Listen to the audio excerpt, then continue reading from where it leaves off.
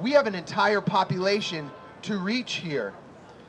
Most people do not know who Julian Assange is, and that's why this work is so important. Now I'll tell you about another event I went to earlier this year in Los Angeles. Some of you might not like it from the lockdown left, but it was at a rally to defeat the mandates. Yeah.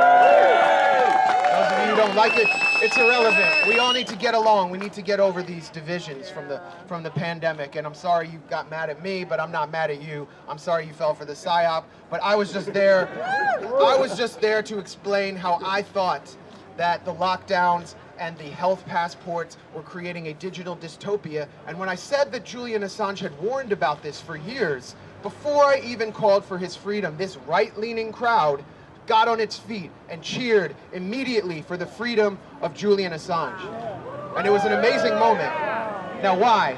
Why? Why? Because they watch stuff like Tucker Carlson, and Tucker Carlson has had Roger Waters on repeatedly to advocate for Julian Assange. It's crazy. We're living in an upside-down world right now. There are also many other stories that mainstream media either only reported partially or didn't report at all.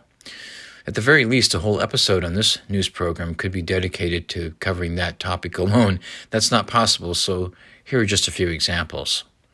How many people know that the conflict in Ukraine actually began in 2014 with a coup to remove a pro-Russian president who was democratically elected, and it didn't start with the Russian invasion of Ukraine in February of 2022?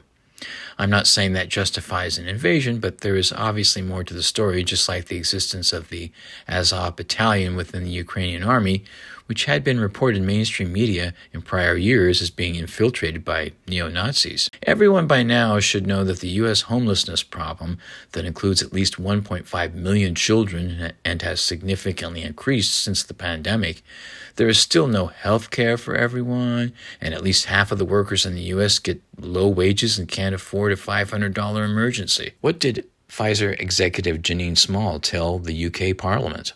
Was the Pfizer COVID vaccine tested on stopping the transmission of the virus before it entered the market? If not, please say it clearly. If yes, are you willing to share the data with this committee? Regarding the question around did we know about stopping immunisation before it's entered the market? No. We had to really move at the speed of science to really understand what is taking place in the market.